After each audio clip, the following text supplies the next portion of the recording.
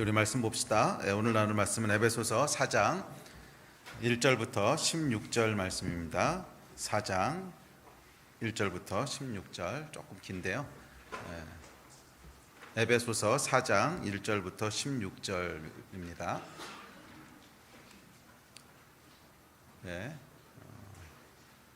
다 찾으셨으면 1절부터 16절까지 우리 한 목소리 읽겠습니다. 시작. 그러므로 주 안에서 갇힌 내가 너희를 권하노니 너희가 부르심을 받은 일에 합당하게 행하여 모든 겸손과 온유로 하고 오래 참음으로 사랑 가운데서 서로 용납하고 평안에 매는 줄로 성령이 하나 되게 하신 것을 힘써 지키라. 몸이 하나요 성령도 한 분이시니 이와 같이 너희가 부르심의 한 소망 안에서 부르심을 받았느니라. 주도 한 분이시요 믿음도 하나요 세례도 하나요 하나님도 한 분이시니 곧 만유의 아버지시라. 만유 위에 계시고 만유를 통일하시고 만유 가운데 계시도다. 우리 각 사람에게 그리스도의 선물의 분량대로 은혜를 주셨나니 그러므로 이르기를 그가 위로 올라가실 때 사로잡혔던 자들을 사로잡으시고 사람들에게 선물을 주셨다 하였도다. 올라가셨다 하였은즉 땅 아래 낮은 곳으로 내리셨던 것이 아니면 무엇이냐. 내리셨던 그가 곧 모든 하늘 위에 오르신 자니 이는 만물을 충만하게 하려 하심이라. 그가 어떤 사람은 사도로 어떤 사람은 선지자로 어떤 사람은 복음 전하는 자로 어떤 사람은 목사와 교사로 삼으셨으니 이는 성도를 온전하게 하여 봉사의 일을 하게 하며 그리스도의 몸을 세우려 하심이라. 우리가 다 하나님의 아들을 믿는 것과 아는 일에 하나가 되어 온전한 사람을 이루어 그리스도의 장성한 분량이 충만한 데까지 이르리니 이는 우리가 이제부터 어린아이가 되지 아니하며 사람의 속임수와 간사한 유혹에 빠져 온갖 교훈의 풍조에 밀려 요동하지 않게 하려 함이라. 오직 사랑 안에서 참된 것을 하여 범사에 그에게까지 자랄지라. 그는 머리니 곧 그리스도라. 그에게서 온 몸이 각 마디를 통하여 도움을 받음으로 연결되어 결합되어 각 지체의 분량대로 역사하여 그 몸을 자라게 하며 사랑 안에서 스스로 세우느니라. 아멘. 그동안 우리가 이 에베소서 1장부터 3장까지 전반부 내용을 살펴봤습니다. 전반부의 내용은 하늘에 속한 신령한 복에 대한 것입니다. 하나님께서 그리스도 안에 들어오는 모든 하나님의 백성들에게 하늘에 속한 모든 신령한 복, 좋은 것들을 다 주신다는 거예요. 그래서 신령한 복의 내용이 무엇이고 또 어떻게 신령한 복을 누릴 수 있는지 이런 이야기들이 3장 전반부까지, 에베소서 전반부까지 내용이었습니다. 그리고 우리 지난주에 잠깐 한 주 다른 주제 살펴보고 오늘부터 후반부 내용을 시작하려고 합니다. 그런데 에베소서 후반부는 상반부하고는 사뭇 다른 내용들이 등장합니다. 내용이 다르다기보단 주제가 이제 약간 달라지는데 그 주제는 훨씬 더 실제적인 지침에 대한 것입니다. 하늘에 속한 신령한 복도 좋고 하나님께서 주시는 성령 충만도 좋고 전부 다 좋은데 그러면 구체적으로 그 하늘에 속한 신령한 복들을 누리기 위해서 구체적으로 하나님이 우리에게 주시는 그런 복된 삶을 살기 위해서 우리가 해야 되는 실제적인 어떤 지침들은 무엇인가, 실제적인 어떤 행동 지침들, 삶의 어떤 그런 가이드, 이런 것이 무엇인지에 대한 삶의 아주 구체적인 내용들을 4장부터 6장까지 쭉 다뤄나갑니다.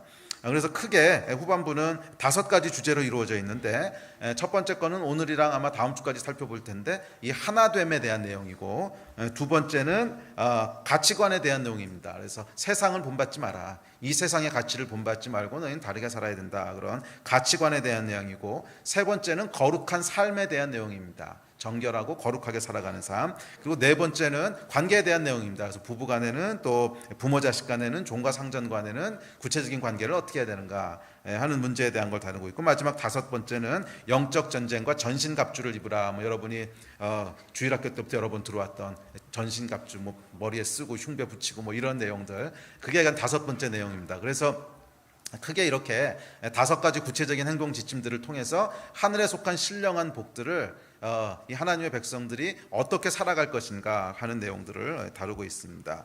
그래서 이런 어떤 실제적인 행함이 없다면 아무리 하나님께서 놀라운 복들을 약속하시고 놀라운 복들을 준비하고 계셔도 그 복은 그저 구름 잡는 이야기일 뿐이라는 거죠.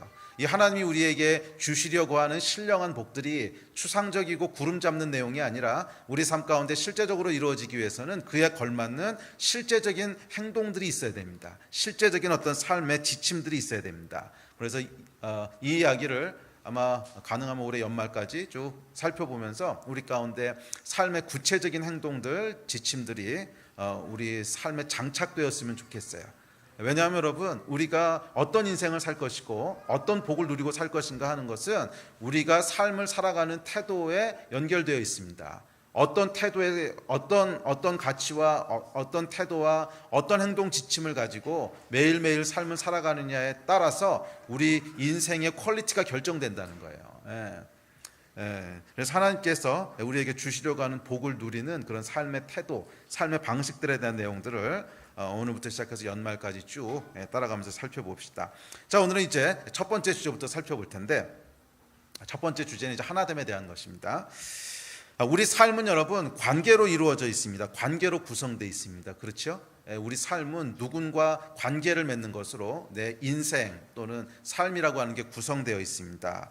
태어나서 아무것도 모를 때부터 부모와의 관계를 통해서 성장하고 인격이 형성되죠. 또 자라나면서 친구들을 만나게 되고 그 친구들과의 관계를 통해서 내 삶의 어떤 그 모양들, 또 삶의 질들, 뭐 이런 것이 결정됩니다. 점점 자라면서 배우자를 만나서 결혼하게 되고 결혼해서 가정을 이루게 되고, 이게 모두 다 관계에 대한 내용이죠. 그래서 어떤 배우자를 만날 것이고 어떤 관계를 어떤 그 모양의 관계를 맺을 것이냐 하는 것이 우리가 살아갈 가정이라고 하는 것이 어떤 가정이 될 것인가 하는 것을 결정할 것이고, 그것이 결국 내 인생이 어떨 것인가 하는 내 인생의 질, 퀄리티를 결정하는 거 아니겠습니까? 그래서 우리의 삶이라고 하는 것은 뭐 그러다 조금 더 지나고 나면 이제 자식 낳아서 키우죠. 그러면 이제 자식과의 관계가 어떨 것인가 하는 것이 여러분의 노년의 삶을 이제 결정하겠죠. 자식하고 완전히 관계가 틀어져 가지고 이런 사람은 노년이 굉장히 외롭고 쓸쓸할 것이고, 자식들과의 관계를 성경적으로 잘 맺어온 사람은 뭐 나이가 들어서도 풍성한 관계 가운데 그런 기쁨들과 즐거움들을 누리면서 쭉 이렇게 여생을 살아갈 겁니다. 그래서 여러분, 인생에 있어서 관계만큼 중요한 것은 없다고 해도 과언이 아닐 겁니다. 우리가 누구와 어떤 관계를 맺고 있는가 하는 것만큼 중요한 것은 없어요. 관계를 통해서 우리의 인격이 형성되고, 그렇죠? 특별히 어렸을 때, 아주 갓난아기일 때부터 부모와 어떤 관계를 맺는 이게, 그래서 여러분, 자녀들을 우리가 어떻게 키우느냐 하는 것은 그 아이가 어떤 인생을 살 것인가 하는 것을 결정해주는 정말 어마어마하게 중요한 일입니다. 그렇지 않겠어요? 부모가 이 아이에게 어떤 인격을 형성해 줄 것인가 하는데 아주 지대한 영향을 미친다는 거예요. 그 관계를 통해서 이 아이가 세상을 아주 긍정적으로 바라보는 해피 베이비가 될 것인지, 아니면 이 아이가 굉장히 불안해하고 막 세상에 대해서 신뢰하지 못하고 짜증내고 그런 불편하고 고통스러운 그런 성격을 갖게 될 것인지, 뭐 이런 것들이 관계에 의해서 다 만들어진단 말이에요. 물론 뭐 타고나는 것도 조금 있긴 하겠지만 타고나는 것보다 관계에 의해서 만들어지는 파트가 저는 훨씬 더 크다고 믿습니다. 이런 관계를 통해서 인격이 형성되고, 또 관계를 통해서 우리가 어떤 삶의 환경 가운데 살 것인가 하는 데 환경도 만들어집니다. 아까도 말씀드렸지만 아내와 또는 남편과 자녀들과 어떤 관계를 맺을 것인가에 따라서 여러분들에게 가장 중요한 삶의 환경, 우리의 삶의 퀄리티를 결정하는 가장 중요한 환경, 가정이죠.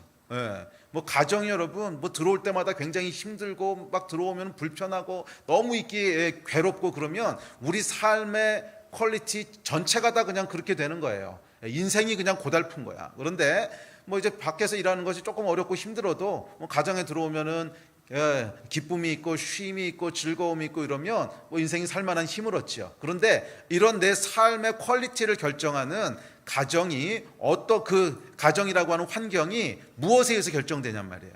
관계에 의해서 결정되는 거죠. 아내와 어떤 관계를 맺느냐, 남편과 어떤 관계를 맺고 사느냐, 자녀들과 부모들과 어떤 관계를 맺고 사느냐에 따라서 내가 살아가는 환경이 결정됩니다. 또 직장 동료와는 어떤 관계를 맺고 있을 것이고, 교회에서 형제 자매들과는 어떤 관계를 맺고 있을 것인가, 이게 내가 살아가는 환경을 결정하죠.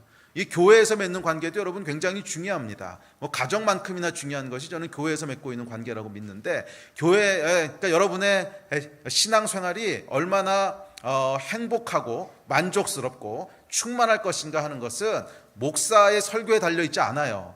목사의 설교는 한 10%도 안 돼.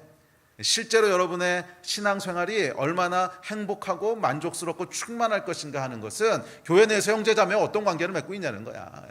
교회에 나올 때마다 막 김 집사가 눈에 걸리고, 교회에 나올 때마다 막 이 집사 때문에 막 이게 아니 인상 쓰게 되고 저쪽 딴 데 보고 싶고 이러면요, 신앙생활 전체가 이제 고달프고 막 싫고, 교회 가는 게 싫고 이제 그렇게 되는 것이고, 반대로 이 관계가 굉장히 충만하면 그래서 나오면 그 형제 얼굴 한 번 더 보면 너무 좋고, 이 자매 만나서 얘기하면 너무 위로를 받고 막 힘이 되고, 막 이런 관계를 누리고 있으면 일주일에 7번도 교회 나오라 그러면 나와. 일주일에 7일을 교회 나오라 그래도 나온다고. 왜? 나오면은 재밌고 힘을 얻고 막 기쁨과 엔돌핀이 올라오는데 왜 안 나오겠어? 이건 여러분 나오지 말라 그래도 나옵니다. 우리의 신앙생활의 퀄리티를 결정하는 것은 뭐예요? 관계예요. 결국엔 관계라는 거예요. 그래서 여러분, 사람은 말이에요, 관계 속에서 만들어지고 관계 속에서 살아가고, 그 관계를 통해서 삶의 퀄리티를 결정합니다. 여러분은 이 관계를 얼마나 중요하게 생각하고 계십니까? 오늘 바울이 그 복을 누리는 신령한 복을 누리는 실제적인 행동 지침을 얘기하면서 첫 번째로 얘기하는 게 이 관계에 대한 거예요. 관계. 뒤에서도 다시 한번 관계에 대해서 프랙티컬하게 더 얘기할 텐데, 관계에 대한 이야기로 시작합니다. 그런데 여러분, 관계 맺는 것들을 주변에서 이렇게 관찰해 보면 다양한 방식으로 관계들을 맺습니다. 사람마다 자기가 맺는 관계 맺는 기술이 있어요. 우리 신상철 전도사가 관계 맺는 기술을 보면 굉장히 독특하죠. 근데 또 제가 관계 맺는 기술은 그렇지 않아요. 그런 기술 가지고 저는 하라 그래도 못 따라해요. 또 우리 필연 집사님이 관계 맺는 기술도 보면, 기술이라기보단 방식을 보면 아주 독특한 방식들을 가지고 있어요. 사람마다 자기가 관계 맺는 어떤 기술들 또는 원칙들, 방식들, 태도들을 가지고 있다는 거예요. 그런데 아주 다양한 방식과 태도가 있겠지만, 크게 두 개로 분류를 하면 계속 생명을 주는 관계를 맺어가는 사람이 있고, 계속 파괴적인 관계를 맺어가는 사람이 있어요. 이 두 가지 태도로 나눠진다는 거예요. 다양하게, 구체적으로는 굉장히 다양한 모습들이 있겠지만 크게는 두 개로 나눠진다는 거예요. 그래서 어떤 사람은 다른 사람과 이 관계 맺는 방식을 보면, 관계 맺는 기술 또는 관계 맺는 방식, 관계 맺는 태도, 이걸 보면 계속 다른 사람과 갈등을 만들고, 그 결과 관계가 깨어지는, 그래서 시간이 흐를수록 분리되어지는 관계 맺기를 하는 사람이 있습니다. 또 그와 반대로 관계를 통해서 계속 사랑하고 격려하는 관계를 통해서 하나 되는 관계를 맺어가는 사람이 있습니다.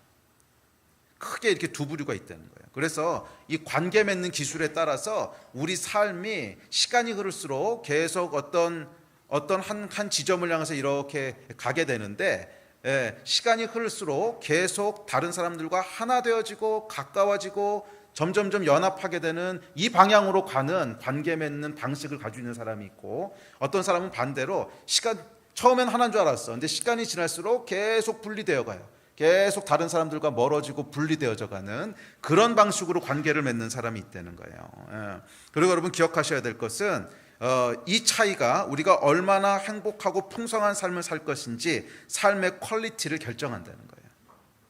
아시겠습니까? 삶의 퀄리티를 결정한다는 거예요.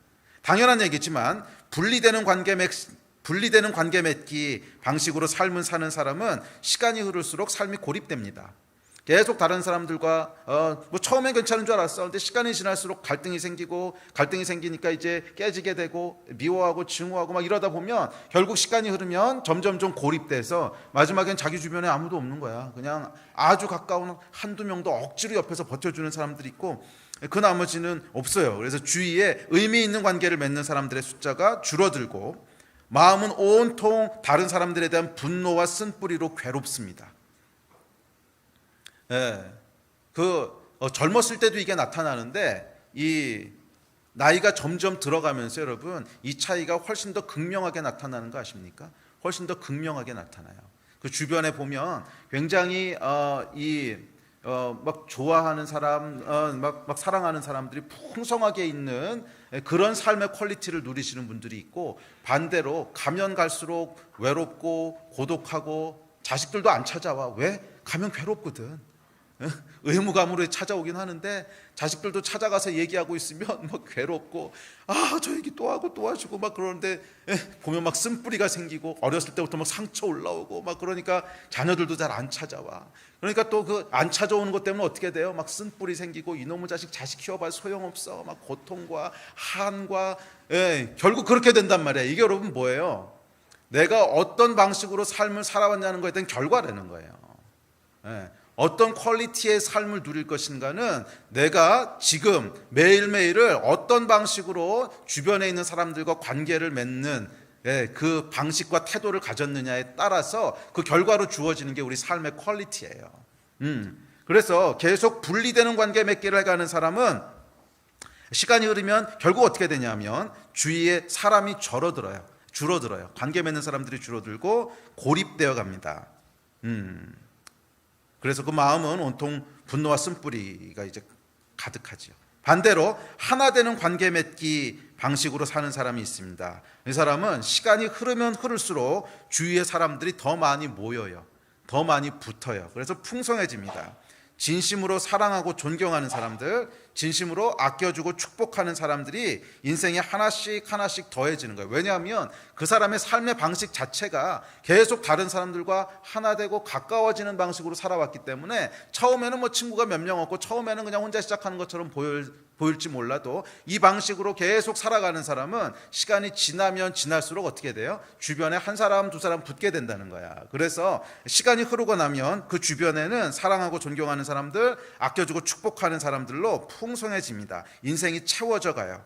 하나님이 우리에게 원하시는 것은 이런 삶을 누리기 원하시는 거예요. 분리되어서 혼자서 고독하게 막 쓴뿌리와 막 이러면서 이를 바득바득 가면 이렇게 살아가는 것이 아니라 우리 안에 사랑하는 사람들과 사랑하고 격려하고, 또 위로하고, 서로 함께 웃고 울고 그러면서 인생이 그런 관계들로 가득 채워진, 이게 하나님께서 그리스도의 몸 가운데 주시기 원하시는 축복이라는 거예요. 이 복을 여러분 누리시게 되기를 주의 이름으로 강력하게 축복합니다.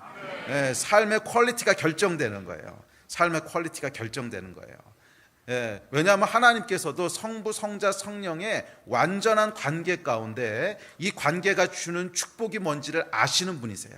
그래서 그것이 인생에서 누릴 수 있는 가장 큰 축복이라고 하는 걸 하나님이 아세요. 그래서 우리 삶 가운데 그런 축복들을 누리기를 원하세요. 그것이 교회 공동체를 주신 이유입니다. 교회 공동체를 주신 이유예요. 물론 가정이 1차적인 공동체지만 확대된 가정이 사실은 교회거든요. 이 교회에서의 관계들을 통해서 이것들을 하나님 누리시기를 원하세요. 그래서 이제 오늘은 이제 처음에 1, 2, 3, 4절 정도까지 살펴볼 텐데 5절부터 이어지는 쭉 오늘 16절까지 읽었나요? 16절까지 말씀은 몸된 교회에 대한 이야기들을 쭉 나눕니다. 왜냐하면 교회가 바로 이런 삶의 퀄리티를 누리도록 하나님이 계획하신 축복의 장소이기 때문에 그래요. 그래서 하늘에 속한 신령한 복을 얘기할 때 그리스도 안에서와 교회 안에서 이렇게 얘기하시죠. 그리스도 안에서와 교회 안에서, 우리가 3장 후반부에서 살펴봤죠. 그 안에서 하나님께서 모든 복들을 계획하셨다는 거예요. 자, 이것들을 누리시기를 주의 이름으로 축복합니다.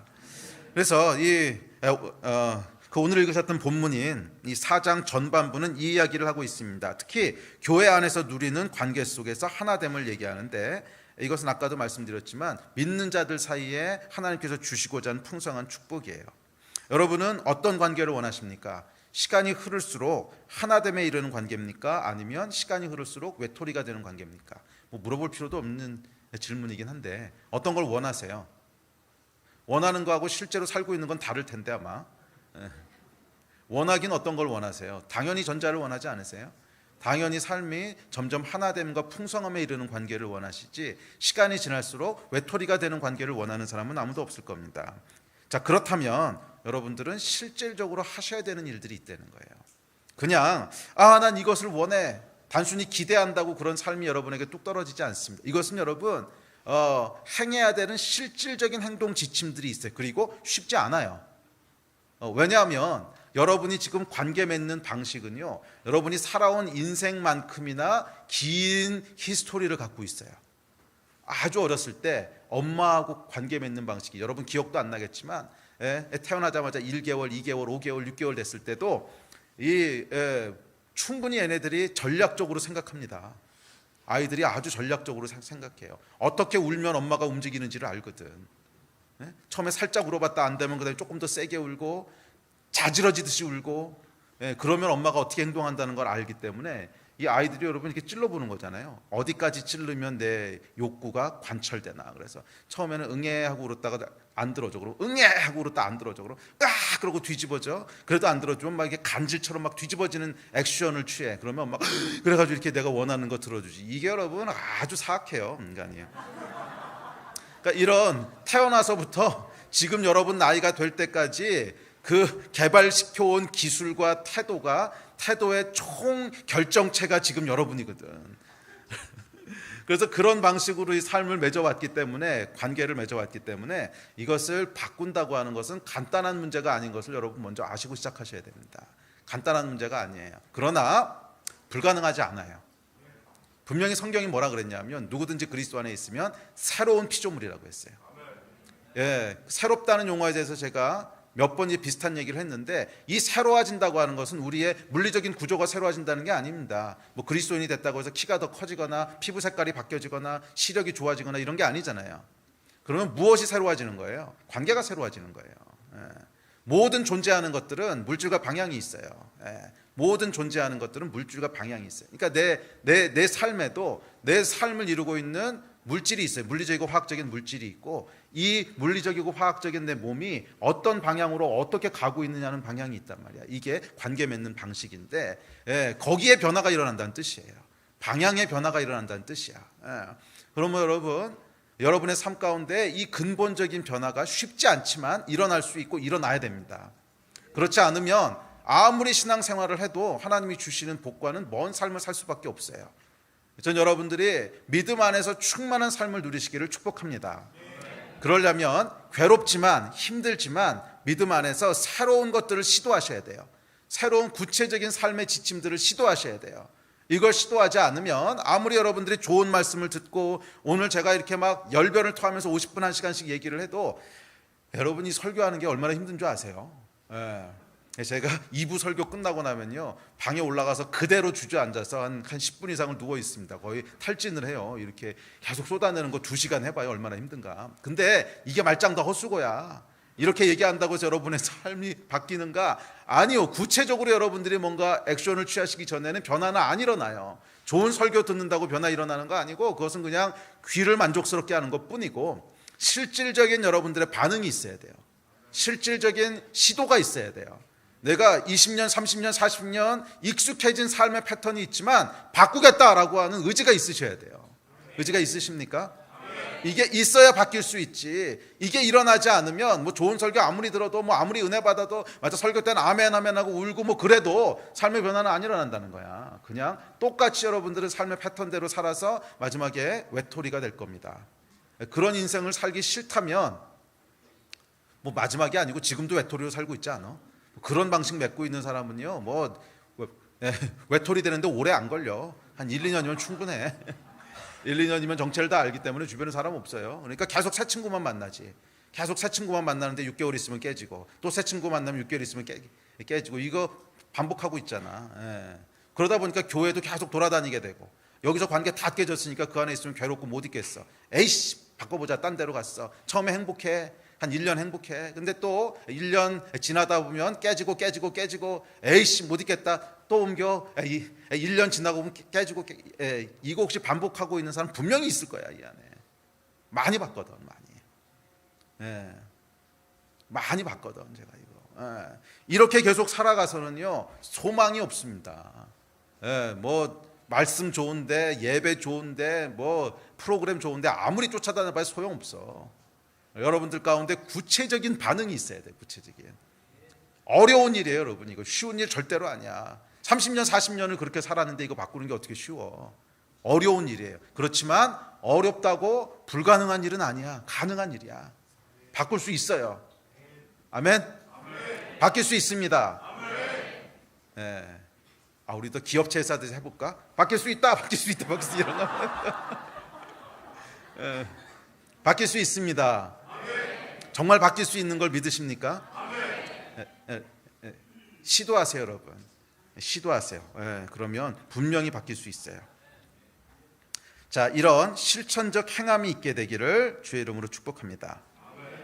기억하세요, 여러분. 하나 되는 인생의 축복은 어느 날 하늘에서 뚝 떨어지는 것이 아닙니다. 하나 되는 관계 맺기 방식으로 삶을 쭉 살아간 결과예요. 이 액션들을 취하시기를 주의 이름으로 축복합니다.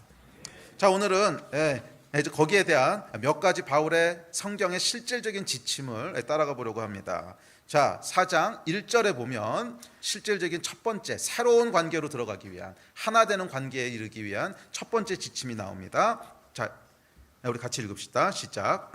그러므로 주 안에서 갇힌 내가 너희를 권하노니 너희가 부르심을 받은 일에 합당하게 행하여. 첫째는 여러분 부르심에 관계된 거예요. 부르심에 합당하게 행하는 거예요.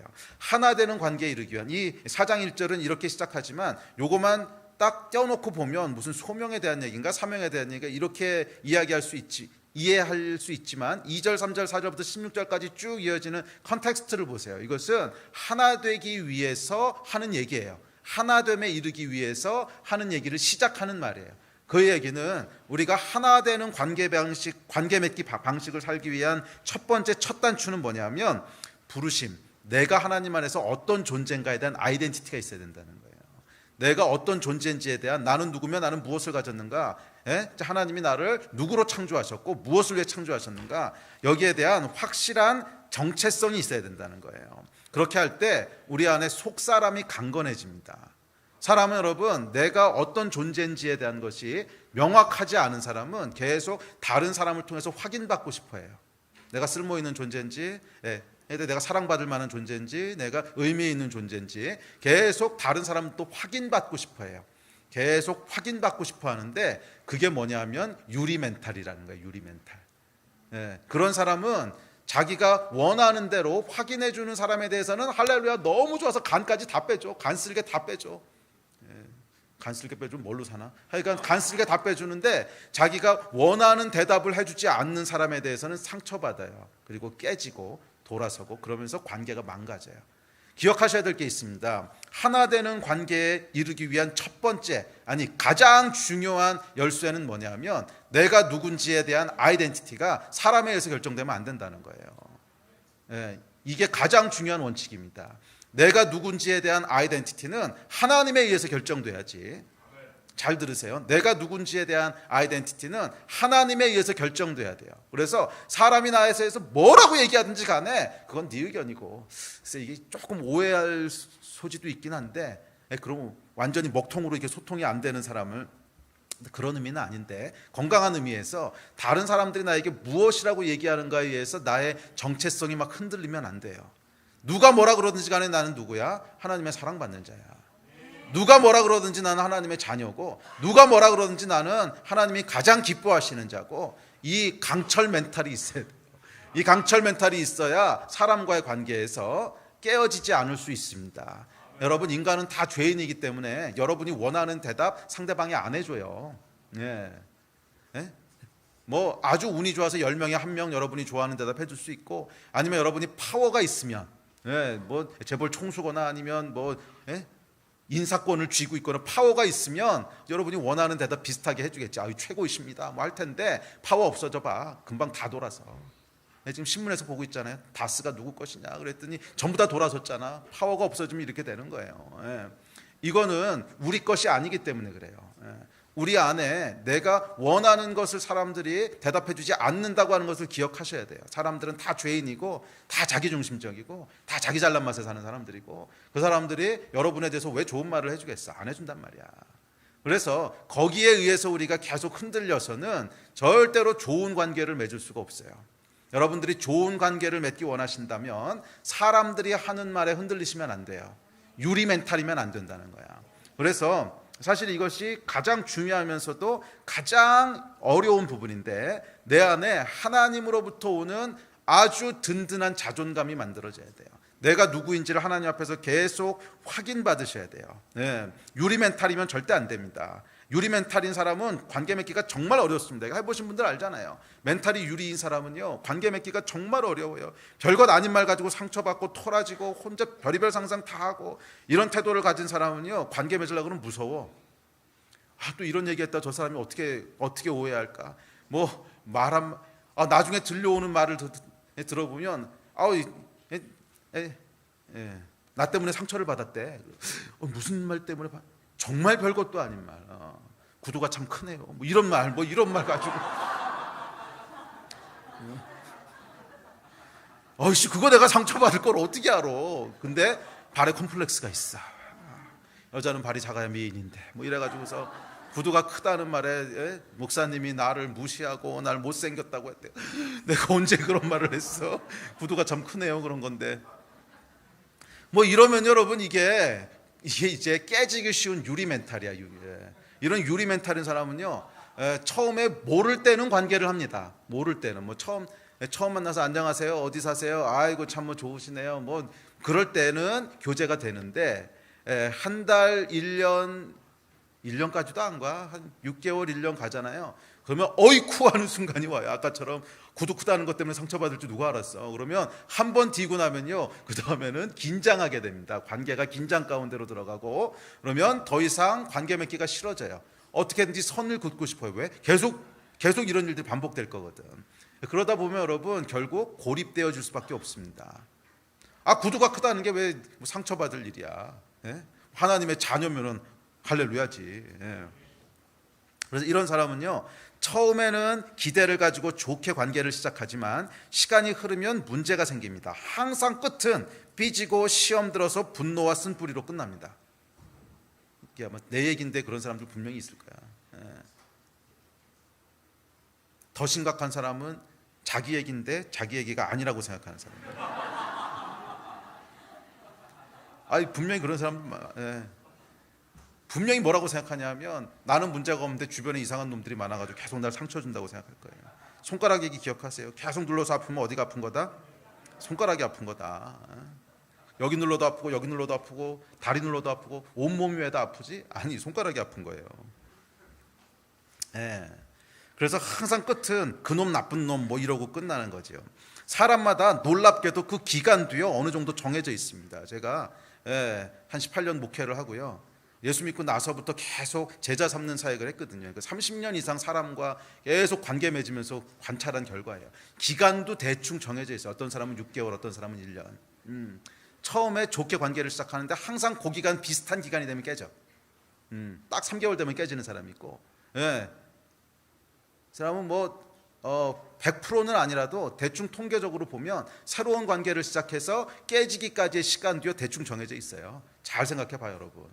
그런 삶의 방식을 살고 있다면 여러분 깨지는 기간도 대충 정해져 있어요. 6개월짜리가 있고 1년짜리가 있고 조금 길게 가는 사람이 있고, 길게 가는 사람은 잘 자기를 드러내지 않는 거야. 유리 멘탈인데 포장을 잘해. 그런 사람은 조금 더 길게 가고, 유리 멘탈인데 포장을 잘 못해. 그럼 더 짧게 가고, 또는 유리도 잘 깨지는 유리가 있고 조금 두꺼운 방탄 유리가 있고 뭐 이래가지고서 차이가 약간 있기는 한데, 그럼에도 불구하고 결국 시간 되면은요 비슷한 기간에 깨져요. 왜? 내 방식이 그렇기 때문에 그런 거예요. 그 기간이 되면 문제가 생기는 거야. 다시 말해서 이것은 외부의 문제가 아니라 내적인 문제입니다. 아멘. 내적인 문제예요. 그래서 3장에서 바울이 기도했듯이 우리 각 사람의 속사람이 먼저 강건해지시기를 축복합니다. 누가 뭐라고 해도 나는 하나님의 자녀야. 누가 뭐라고 해도 나는 하나님이 사랑하시는 자야. 누가 뭐라고 해도 하나님이 나를 지지해 주셔. 이 믿음이 있으셔야 돼요. 이 믿음이 결국 여러분 삶의 퀄리티를 결정할 겁니다.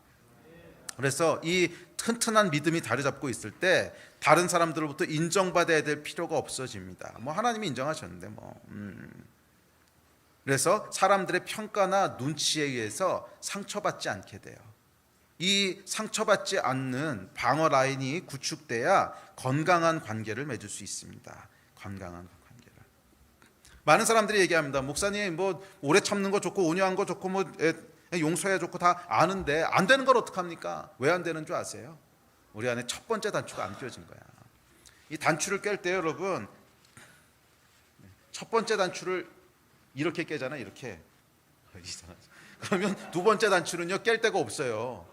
이게 해답이 없어, 아무리 해도. 예.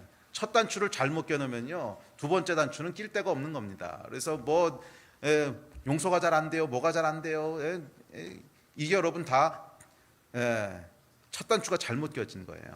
내가 누구인지에 대한 게 해결이 안 된 거야. 여기로 여러분 돌아가시기를 도전합니다. 그래서 하나님과의 관계가 결국 여러분 삶을 결정해요. 결국 사람들과의 관계 이전에 하나님과의 관계가 여러분 삶의 퀄리티를 결정할 거예요. 기억하세요. 꼭 기억하세요. 사람들과의 관계가 아니라 그 이전에 하나님과의 관계가 여러분의 삶의 퀄리티를 결정할 겁니다. 아멘. 자, 두 번째로 넘어갑시다. 두 번째부터 이제 사람들과의 관계에 대한 내용인데 2절에서 이렇게 얘기합니다. 시작. 모든 겸손과 온유로 하고 오래 참음으로 사랑 가운데서 서로 용납하고. 자, 이게 앞에 보면 세 가지를 얘기하는데 겸손, 온유, 오래 참음으로 하래요. 겸손, 온유, 오래 참음. 자, 겸손은 여러분 모든 관계를 부드럽게 합니다. 겸손이라고 하는 것은 뭐냐면 아주 쉽습니다. 남을 나보다 낮게 여기는 거예요. 그 다음 구절 시작. 아무 일에든지 다툼이나 허용으로 하지 말고 오직 겸손한 마음으로 각각 자기보다 남을 낮게 여기고. 이게 겸손이라는 거예요. 다툼이나 허용, 교만한 마음으로 하지 말고 겸손한 마음으로 자기보다 남을 낮게 여기래요. 그러니까 겸손하다고 하는 건 뭐예요? 자기보다 남을 낮게 여기는 거예요. 낮게가 아니고 더 뛰어난 존재로 여긴다는 거예요. 내가 틀리고 저 사람이 옳을 수 있습니까? 예, 옳을 수 있습니다. 나보다 저 사람이 더 잘할 수 있습니까? 예, 잘할 수 있습니다. 내 은사보다 저 사람의 은사가 더 뛰어나고 쓸모 있을 수 있습니까? 예, 그럴 수 있습니다. 이거를 인정하라는 거예요. 이 겸손이 있을 때 우리가 하나 되는 관계로 계속 이끌려가게 됩니다. 성경이 명합니다. 겸손한 마음으로 각각 자기보다 남을 낮게 여기십시오. 아멘. 저 사람이 나보다 나 계속 선포하십시오. 네가 뭘 안다고 이런 생각이 떠올라면 어떻게 해야 돼요? 아니요, 저 사람이 나보다 나 선포하시라는 거예요. 네가 뭘 안다고 그래? 그 생각이 올라오면 어떻게 해야 돼요? 아니요, 저 사람이 나보다 나. 내가 그건 너보다 잘해 하는 생각이 올라오면 아니야, 저 사람이 나보다 나. 계속 선포하라는 거예요. 자, 겸손도 그렇고 나중에 이제 온유도 그렇고 이 똑같은 어떤 실제적인 행동 지침을 제가 드릴 텐데 어떻게 하라고요? 계속 선포하라는 거예요. 계속 선포하라는 거예요. 우리가 계속 선포할 때 그 선포하는 행위와 말 자체가 내 안의 태도들을 계속 조금씩 바꿔간다는 거예요. 말에 여러분 어떤 위력이 있는지 아십니까? 결국 우리가 지금 살아가고 있는 내 삶의 모든 잘못된 가치관, 태도들 이런 것들은요, 내 말 그리고 말에 의해서 형성된 생각에 의해서 만들어진 거예요. 그래서 생각을 계속 발전하도록 두시면 안 돼요. 교만한 생각이 올라왔어. 저 사람은 저게 뭐 나보다 잘해 뭐 이런 이제 교만한 생각이 이렇게 올라왔어. 그러면 이 생각을 계속 두시면 안 된다는 거야. 이게 계속 발전하도록 두시면 겸손한 태도가 형성될 수 없겠죠. 그래서 말로 선포하면서 끊으시라는 거예요. 사람은 여러분 말을 선포할 때는요 생각이 진행되지가 않습니다. 잘 생각해 보세요, 여러분. 막 부정적인 뭘 하다가 이제 그런 경험들이 있으시죠, 여러분.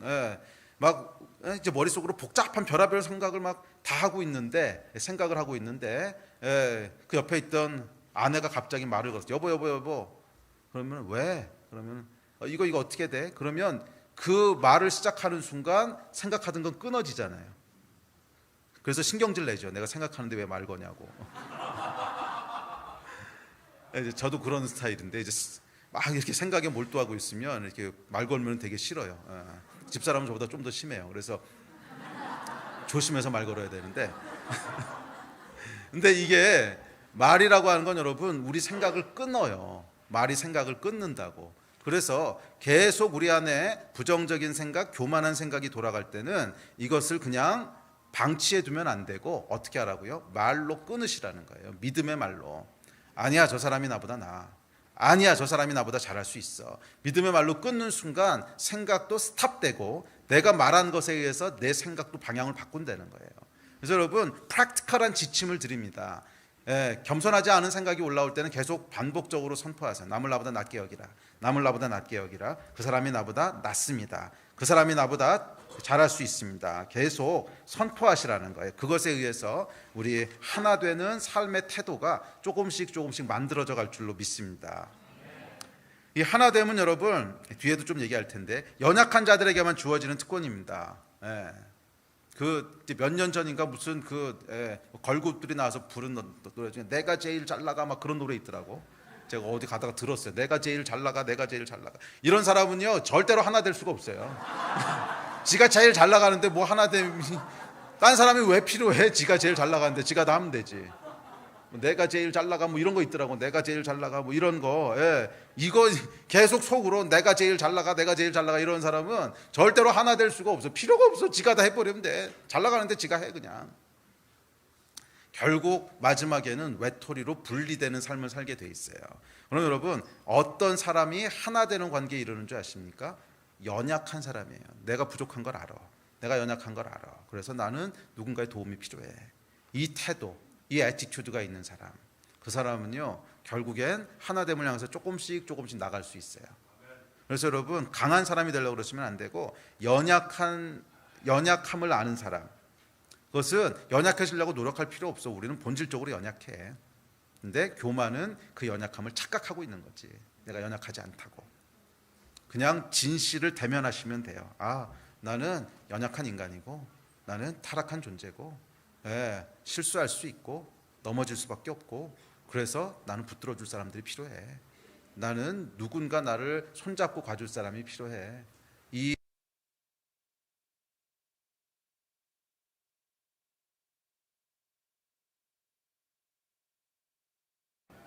자, 셋째는 온유함입니다.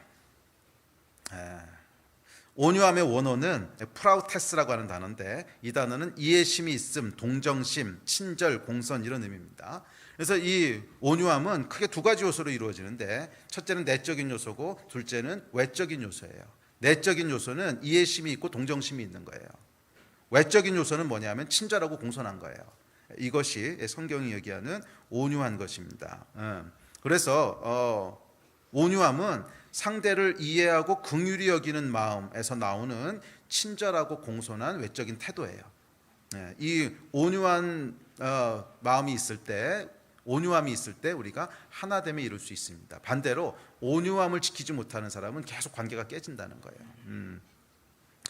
자, 여러분은 온유함의 마음을 원하시지요? 그렇다면 온유함의 마음을 원한다면 두 가지를 하셔야 되는데 하나는 내적인 것들을 계속 훈련하셔야 되고 두 번째는 외적인 것들을 계속 훈련하셔야 됩니다. 자, 내적인 것은 상대를 이해하고 동정심을 가지는 거예요. 그래서 입장 바꿔서 한 번만 더 생각해 보세요. 뭔가 감정이 여러분의 삶 가운데 확 휘몰아친다면 그 감정에 휘둘리기 전에 그대로 표출하기 전에 한 번만 더 생각해 보세요. 그 사람 입장은 어떨까? 그 사람 입장은 어떨까? 그 사람은 어떻게 느꼈을까? 한 번만 더 생각해 보십시오. 이해하고 동정심을 갖는 것이 온유함의 시작이에요. 그리고 친절하고 공손하게 표현하기를 연습하십시오. 이거는 연습이에요. 제가 계속 강조하는데 아까 얘기했던 이제 겸손함도 마찬가지고 온유함도 마찬가지고 내적인 가치라고 생각해서 겸손 온유 좋지 겸손 온유 이러고 있다고 되는 것이 아니고 아주 프랙티컬하게 하셔야 돼요. 뭔가를 계속 반복하셔서 내 안에 그런 가치들이 만들어지게 하셔야 돼요. 겸손도 아까 말씀드렸지만 생각이 계속 흘러가는 거 두지 마시고 믿음으로 계속 선포하시라고 했죠. 온유도 마찬가지입니다. 입장 바꿔 생각하는 것 계속 훈련하시는 것과 더불어 겉으로 드러나는 행동도요 부단히 연습하십시오. 상대에게 거칠게 느껴질 수 있는 말투나 습관이 있다면 고치십시오. 목사님 이게 쉬우면 벌써 고쳤죠. 그래도 어쩔 수 없어 고쳐야 돼. 물어봐 모르겠으면 남편한테 물어보고 근데 이거 물어본 날 분명히 부부싸움 한다 이거.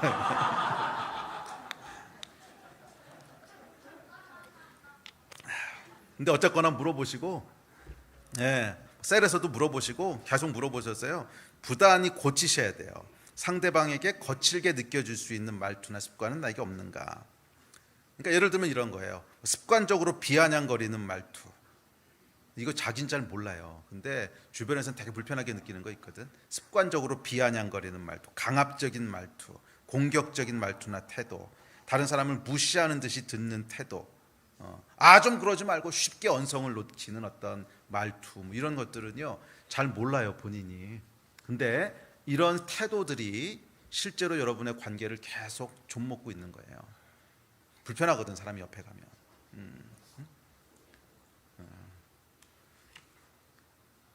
이걸 여러분 고치셔야 돼요. 고치셔야 돼요.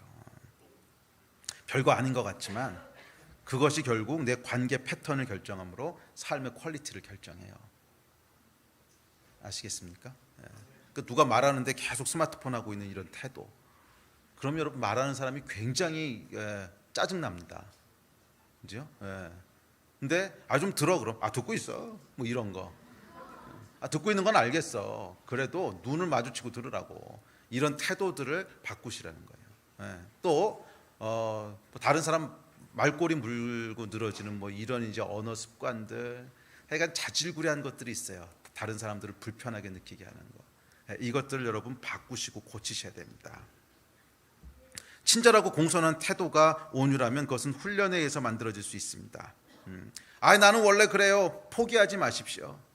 나는 아직 내면이 미성숙해서 그래요. 핑계대지 마십시오. 내면이 좀 미성숙해도 친절과 공손은 훈련에 의해서 어느 정도 만들어질 수 있습니다. 그 증거가요, 백화점 직원이나 비행기 스튜어디스들 한번 보세요. 얼마나 친절해. 비행기 스튜어디스들이 여러분 그리스도의 장성한 분량의 내면이 이루었기 때문에 뭐 그래서 친절한 게 아니잖아. 대한항공이나 아시아나 타보면 정말 친절합니다. 와서 정말 어떻게 사람이 저럴까 싶을 정도로 친절한데, 그렇다고 이 사람들이 그리스도의 장성한 분량에 이른 사람들이 아니거든. 다 내면은 그냥 다 미성숙한 타락한 인간이야. 그럼에도 불구하고 백화점 직원과 스튜어디스들이 어떻게 이렇게 친절한 태도를 보일 수가 있어요? 훈련한 거잖아, 훈련. 모아놓고 계속 훈련한 거라고. 고객에게 인사하는 것부터 시작해서 각도까지 다, 그다음에 뭐 말은 어떻게 받아야 되고, 뭐 물어볼 때는 미소는 어떻게 해줘야 되고, 눈은 어떻게 맞춰야 되고, 이거 다 훈련해 가지고서 그래가지고 된 거란 말이야. 이 공손과 친절이. 그렇다면 여러분, 스튜어디스가 되는데 크리스찬이 왜 안 돼? 스튜어디스들이 되는 걸 왜 크리스찬은 안 되냐고. 이거 안 되는 게 이상한 거지. 할 수 있다는 거예요. 조금 더 크리스찬들이요 프로페셔널리즘을 가져야 돼. 우리는 하나님의 대사라 그랬어. 우리 이시영 대사님 가끔 오셔서 말씀 전해주시잖아요. 이시영 대사님하고 제가 여행한 적이 많거든요. 여행을 가보면 대사로서 몸에 배 있는 태도들이 있어요. 함부로 대하지 않고, 사람 만날 때도 깍듯하게 지켜야 될 예의들, 음식 먹을 때도 정확히 지켜야 될 에티켓들 정확하게 지키세요. 옆에서 지켜보고 있으면 참 많은 걸 배워요. 그런데 이거 여러분 어떻게 나온 거예요? 프로페셔널리즘을 가지고 계속 자기를 훈련하신 거예요. 그리스도인은 여러분 하나님의 대사라 그랬어. 그리스도의 대사, 그리스도의 편지라 그랬어. 우리가 어떻게 하냐에 따라서 하나님이 그렇게 프리젠트 되는 거야. 프로페셔널리즘을 좀 가지셔야 돼요. 스튜어디스도 되는 걸 왜 우리가 안 돼? 아멘. 백화점 직원도 되는 걸 우리가 왜 안 돼? 아멘. 될 수 있는 줄로 믿습니다. 저도요 처음에 목사가 됐을 때, 목사 되고 나서 저도 이 직업의식을 가지고 얼마나 저를 훈련했는지 몰라요. 처음에는 그냥 있는 대로 막 나오지. 그래서 욱하고 성질 나왔다가 내가 그래도 목사인데 이러면 안 되지. 그래가지고 이제 얼굴 표정 바꾸고 억울한 일 당해도, 진짜 억울한 일 막 당했거든. 근데 내가 목사인 걸 그 사람이 알아. 우리 마을 이제 아파트 주민이 알아. 그러면은 억울한 일 당해도 어떻게 그냥 아이고 그러셨어요. 뭐 다음에 뭐 이러고 넘어가야지 어떡하겠어. 속에서 막 끓는데 진짜 억울한 일 당해도 할 수 없는 거야. 왜? 나는 그리스도의 대사니까. 프로페셔널리즘이 좀 있으셔야 돼요. 여러분을 통해서 하나님이 그대로 비춰지는 거예요. 그리고 하나님이 비춰지는 걸 떠나서 여러분이 어떤 삶의 퀄리티를 누릴까가 그것에 대해서 결정되는 거예요. 사소한 말투, 사소한 태도 지금부터 고치시기를 시작하십시오. 오늘 설교는 거의 이렇게 뭐 잔소리 같다. 고치시기로 결단하십니까? 이 일을 시작하셔야 변화가 일어날 수 있는 줄 믿습니다. 반복해서 훈련하세요. 실질적인 행동이 있어야 돼요. 겸손도 온유도 다 실질적인 행동이지 추상적인 태도가 아닙니다. 반복해서 훈련하시기를 도전합니다. 자, 세 번째는 오래 참음입니다.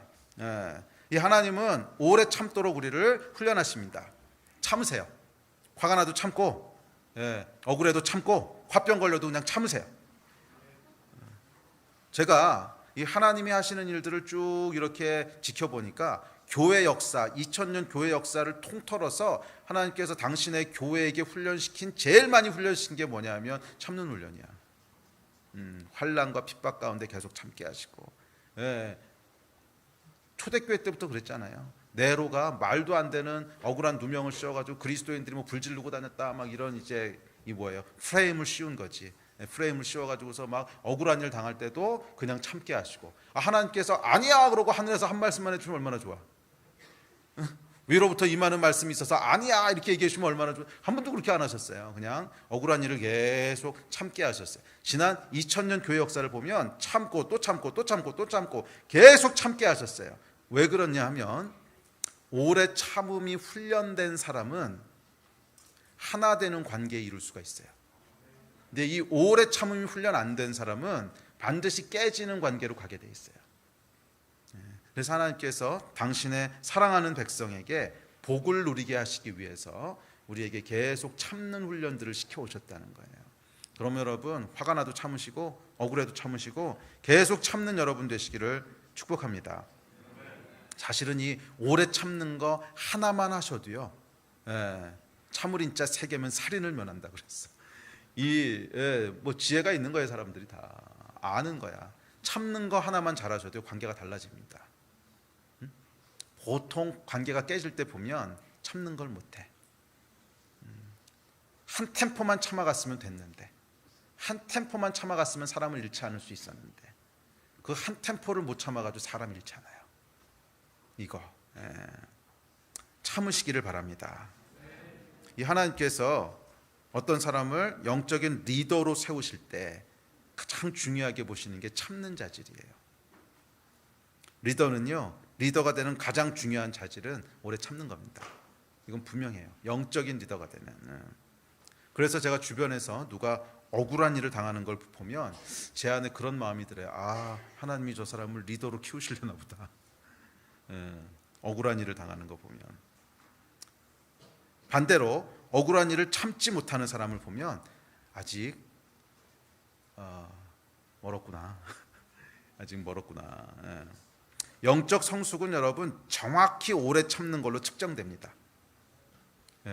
영적 성숙함은요 정확히 오래 참는 걸로 측정돼요. 오래 참음으로 만들어진 영적 성숙이 우리를 하나 되는 관계 맺기 방식으로 인도할 것이고, 그 결과 충만한 삶을 살게 될 줄로 믿습니다. 자, 4장 2절로 넘어갑시다. 자, 시작. 사랑 가운데서 서로 용납하고. 자, 그 다음에는요 용납하래요. 하나 되는 관계에 이르기 위해서는 용납하래요. 사랑 가운데 용납하는데, 이 사랑에 대해서 로마서 5장 5절은 이렇게 얘기합니다. 시작. 소망이 우리를 부끄럽게 하지 아니함은 우리에게 주신 성령으로 말미암아 하나님의 사랑이 우리 마음에 부은 바 됨이니. 자, 여기 보면 아주 중요한 원칙이 나옵니다. 사랑 가운데 서로 용납하라고 했는데, 로마서에 보면 이 사랑은 성령으로 말미암아 하나님의 사랑이 우리 마음 가운데 부은 바 된 거래요. 자, 용납하려고 할 때 우리 안에 감정이 안 따라오죠. 막 밉고 용서하기 싫고, 또 아까 얘기했지 억울하고 막 얄밉고 이런데 용서하려고 그러면 그게 잘 돼요? 안 되지. 그러니까 이 안에 막 쓴뿌리 분노들 막 올라온단 말이야. 근데 이게 올라올 때 어떻게 용납하라 그랬어요? 사랑 가운데서 용납하라는 거예요. 그런데 이 사랑은 어디서부터 오는 거라고? 성령으로 말미암아 하나님의 사랑이 우리 안에 부어지는 거라는 거예요. 그래서 여러분, 용납의 문제는요, 하나님의 사랑이 부어져야지 용납할 수 있는 겁니다. 내가 용서가 너무 안 돼요. 당연한 겁니다. 용서가 되는 사람이 없어. 용서는 다 안 되는 거야. 그래서 용납이 안 될 때는 어떻게 하셔야 돼요? 기도하셔야 돼요. 이것은 아주 명확한 공식입니다. 용서가 안 될 때는요, 감정이 안 될 때는 기도하셔야 돼요. 우리 안에 감정이 안 따라와서 뭔가가 약간 힘들고 안 되는 거 있지. 예? 관계의 문제에 있어서 이 막 참지 못하는 거라든지 온유하게 안 되는 거라든지 막 이런 이제 감정적인 문제들 있잖아요. 이 문제는 해답이 명확합니다. 뭐예요? 기도해야 된다는 거예요. 감정이 내 마음대로 컨트롤되면 그럼 뭐 살면서 어려운 일 하나도 없지. 이게 안 되거든. 다 아는데 감정이 안 돼가지고서 실수하잖아요. 그럼 이 감정의 문제는 어떻게 해야 되는가? 성경에 명확하게 해답이 있습니다. 기도해야 된다는 거예요. 그래서 성령께서 하나님의 사랑을 내 안에 부어주셔서 감정이 바뀐다는 거야. 불쌍히 여기게 되고, 아이고 그 사람도 사정이 있겠지. 네, 더 긍휼히 여기게 되고 사랑하게 되고, 이거는 성령께서 내 안에 사랑을 부어주시는 거예요. 그럼 여러분, 감정의 문제는 잊어버리지 말고 기억하십시오. 감정의 문제는 막 내 감정이랑 싸우는 게 아니고 기도하셔야 돼요. 성령께서 부어주도록 기도하셔야 돼요. 네, 저는 이거는요 정말 수도 없이 경험했습니다. 제 안에 용서하기 어려운 어떤 감정들이 올라올 때, 막 미워할 때, 분노할 때 기도의 자리에 나가서 주야 그러고 한 10분, 20분, 30분 기도하면요 감정은 진짜로 눈 녹듯이 바뀌어요. 그리고 물론 1시간 있으면 다시 올라오긴 하는데, 그럼 뭐 어떻게 이제 1시간 있다 올라오면 다시 기도해야지. 그럼 다시 기도하면 또 한 2시간 누를 수 있어요. 그런데 이 기도를 제가 해보니까 결국 그렇게 해서요, 이 기도하면서 씨름하는 시간들이 필요해요. 기도하면서 씨름하면 계속 1시간 있다 또 하고 1시간 있다 또 그렇게 되는 게 아니에요. 이게 점점점 바뀌어서 한 일주일이면 일주일, 뭐 어떤 것들은 그냥 하루, 뭐 긴 건 뭐 한 달, 결국 꾸준히 기도하면 마음을 완전히 바꾸세요. 감정을 완전히 바꾸세요. 이게 성령께서 우리 안에 사랑을 부으시는 거예요. 기억하세요 여러분, 감정은 절대로 하나님의 도우심 없이는 해결되지 않아요. 성령께서 이 하나님의 사랑을 우리 마음에 부은 바 되셔야 돼요. 하나님의 사랑을 우리 마음에 부은 바 되셔야 돼요. 성령께서. 그래서 이 하나님이 나를 얼마나 사랑하시는지, 또 그 사랑으로 다른 사람들을 볼 수 있게 하시는지, 이것이 이제 성령께서 하시는 일이거든. 그래서 감정의 문제는 반드시 기도의 자리에 나가서 해결하셔야 돼요. 그래서 여러분 시편에 보면 다윗이 막 이렇게 저주하는 시편들이 참 많죠. 원수를 막 저주하는 시편들. 그건 여러분, 성경에 뭐 이렇게 저주하는 내용이 있어? 이게 구약이라서 이상한가? 그게 아니고 다윗이 정확히 영적인 원리를 보여주는 겁니다. 그 안에 있는 막 원수 갖고 싶은 마음, 분노, 막 이런 쓴뿌리, 이거를 어디 가서 계속 하소연하는 거예요. 하나님 앞에 계속 기도하는 거야. 계속 하나님 앞에 기도하는 거예요. 이게 맞는 방식이라는 거예요. 계속 그렇게 이 안에 있는 해결 안 된 감정을 가지고 하나님 앞에 기도할 때 결국 하나님께서 다윗으로 놀라운 인생을 살게 하셨듯이 우리도 그렇게 하신다는 거예요. 감정의 문제는 반드시 하나님 앞에 가서 해결받으셔야 돼요. 쏟아놓고 성령께서 내 안에 부으신 것을 듣고 이렇게 하시기 바랍니다. 자, 4장 3절 이제 마지막 요소인데, 시작. 평안에 매는 줄로 성령이 하나 되게 하신 것을 힘써 지키라. 평안에 매는 줄, 평화에 매는 줄로 사람들과 관계하라는 거. 쉽게 얘기하면 싸우지 말라는 거예요. 한번 싸워서 깨진 관계는요 웬만해서는 회복이 잘 안 돼요. 이 도자기 꽝하고 깨지면 강력본드로 슈퍼글루로 붙여도 잘 안 붙어. 또 깨지고 그래. 그래서 정말 믿음을 지키기 위한 영적인 그런 싸움이 아니라면, 그것 때문에 갈라지는 건 할 수 없죠. 그런데 그런 게 아니라면 여러분 지세요. 정말 죽고 사는 문제가 아니면 싸우지 말라는 거야. 양보하고 손해보세요. 그래야 하나 되는 관계 이룰 수 있는 줄로 믿습니다. 자, 이제 말씀을 정리합시다. 우리 예배팀 나오십시오. 자, 마지막으로 바울이 뭐라 그러냐면 성령이 하나 되게 하신 것을 힘써 지키래요. 성령이 하나 되게 하신 것을 힘써 지키래요. 이게 실제적인 행동 지침이라는 거예요. 힘써 지킨다에 해당하는 헬라어는 스프다 존테스라고 하는 말인데, 단순히 노력하다보다 훨씬 강렬한 단어예요. 그래서 굉장한 열정을 가지고 아주 적극적이고 열정적으로 추구하다, 이런 뜻이에요. 그러니까 성령께서 하나 되게 하신 것을 굉장한 열정을 가지고 적극적으로 추구하면서 지키라는 거예요. 이것은 아주 실제적인 지침입니다. 성령이 너에게 임하시면 다 될 거야, 은혜가 좋은 게 좋은 거야, 그런 게 아니고 하나 되는 삶의 방식은 우리가 힘쓰고 애써서 지켜야 된다는 거예요. 아멘. 이것은 율법주의하고는 다른 겁니다. 우리가 하나씩 하나씩 예수 그리스도를 닮아가는 그런 성숙함에 이르는 과정이라는 거예요. 힘써 노력한다는 것은 감정, 지식, 의지를 모두 동원해서 노력하는 것입니다. 아까도 얘기했지만 누군가의 관계에서 감정이 깨졌다면 어떻게 힘써야 돼요? 기도하기를 힘쓰셔야 돼요. 감정의 문제는 기도하기를 힘쓰셔야 돼요. 기도하기를 힘써서 치료되도록 해야 돼요. 또 지식의 노력이 필요할 수도 있습니다. 상대방의 입장에서 이해하려고 힘쓰십시오. 상황을 자세히 알아보려고 노력하십시오. 뭔가 사람에 대해서 판단하고 감정을 표출하기 전에 지식으로도 힘쓰시라는 거예요. 정확하게 팩트를 체크했는가? 또 어떤 것들 우리가 귀찮아가지고서 팩트 체크도 안 하고 그냥 들어보고 난 다음에 우욱하고 감정 표현하고 뭐 그래가지고 관계 깨지고 나중에 보니까 오해였어. 그러니까 이런 일들 생기거든. 그래서 힘써야 되는데 정확한 정보를 파악하기를 힘쓰시고 상대방의 입장에서 이해하도록 힘쓰십시오. 세 번째, 의지가 정말 중요합니다. 적극적으로 손을 내미세요. 뭐 자존심 이런 건 다 갖다 버려. 자존심 지킬래? 아니면 퀄리티 라이프를 살래? 어차피 자존심 지키다가는 그 자존심 가지고 그냥 혼자 살게 돼요. 이런 거 다 내려놓으시고, 그것보다 훨씬 중요한 것이 사랑하는 관계 아닙니까? 적극적으로 미안하다고 먼저 얘기하고 적극적으로 마음을 위로하기 위해서 무언가 행하십시오. 적극적으로 연약함의 자리에 있기를 의지적으로 선택하십시오. 연약하게 망하는 자리, 을의 자리. 갑이 되려고 하는 순간 여러분 절대 우리는 하나 될 수가 없어요. 내가 제일 잘 나가 뭐 이거는 절대로 하나 될 수 없단 말이야. 갑이 되려고 하는 순간 관계는 깨집니다. 복수하고 갚아주고 이런 자리 말고 늘 연약함의 자리에 있기를 여러분 선택하셔야 돼요. 그게 예수 그리스도의 십자가잖아요.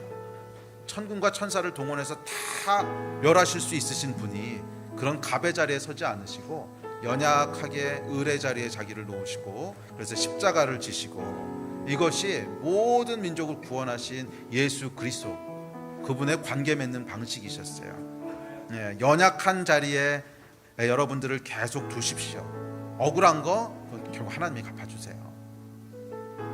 성경에 여러분 진짜 비밀이 있는데 이 비밀을 아는 사람은 지혜로운 사람이에요. 그건 뭐냐 하면 하나님은 강한 자의 편이 아니고 약한 자의 편이시라는 거예요.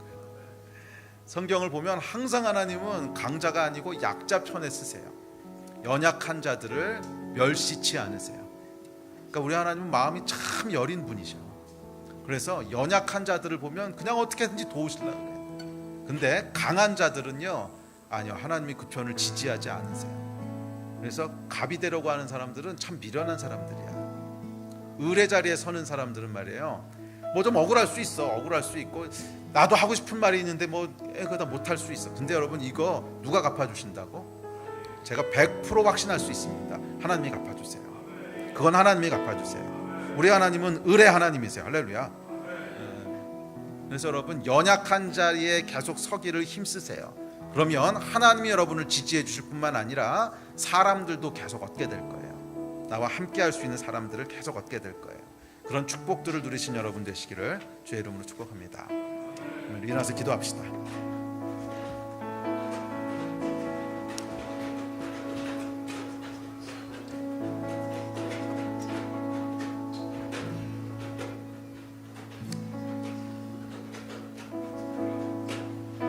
성경이 얘기한 예수 닮기를 여러분 힘쓰십시오. 아멘. 예수 닮기를 힘쓰십시오. 이것은 추상적인 내용이 아니라 아주 구체적이고 실질적인 것입니다. 온유와 겸손과 연약함의 자리와 오래 참음과 힘써 지키세요. 힘써서. 그랬을 때 하나님께서 우리를 교회 안과 그리스도 안에 있는 놀라운 축복의 삶을 살도록 하실 것입니다. 우리 함께 좀 기도합시다. 기도하실 때 하나님, 우리가 우리 삶의 방식들을 바꾸기를 결단합니다. 지금까지 자연스럽게 살아왔던 이 삶의 방식들이 아니라 새로운 거듭난 자의 삶의 방식으로 살게 되기를 결단합니다. 도와주십시오. 우리의 감정이 따라오지 않을 때 성령님 도와주십시오. 우리의 의지가 연약할 때 성령님 도와주십시오. 이 실질적인 삶의 지침들을 따라가기를 선택하오니 주님 도와주셔서 새로운 삶의 퀄리티들을 누리게 하여 주십시오. 이 마음 가지고 우리 한 2, 3분 정도 함께 합심해서 기도합시다. 기도하시겠습니다.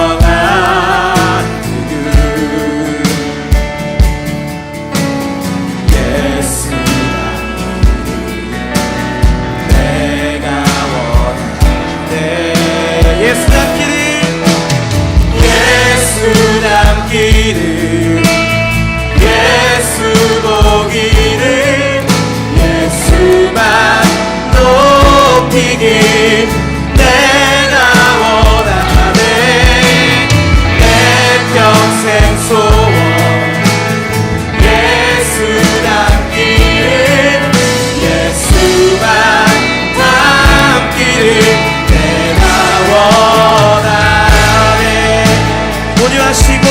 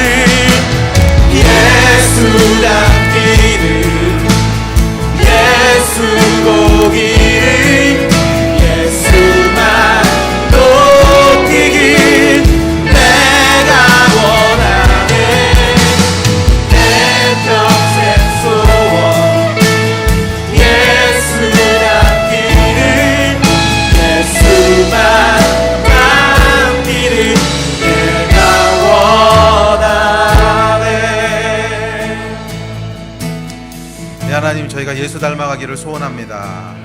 저희의 관계 맺는 방식이 분열되고 분리되는 방식이 되지 말게 하시고 예수님을 쫓아가는 하나 되고 연합하는 복된 방식이 되게 하여 주십시오.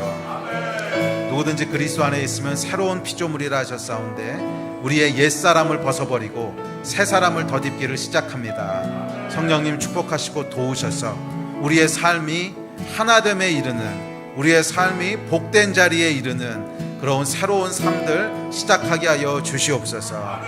이 싸움에서 승리하게 하여 주시옵소서. 도우시고 또 우리 마음 가운데 하나님의 사랑을 부으실 성령님을 신뢰합니다. 성령께서 이 일을 도우시고 이루어지게 하실 줄로 믿습니다. 주 예수 그리스도의 이름으로 감사하며 기도했습니다. 예배 마쳤습니다. 돌아가신 분들 돌아가시고 조금 더 기도하기 원하시는 분들 자유롭게 하시면 되겠습니다.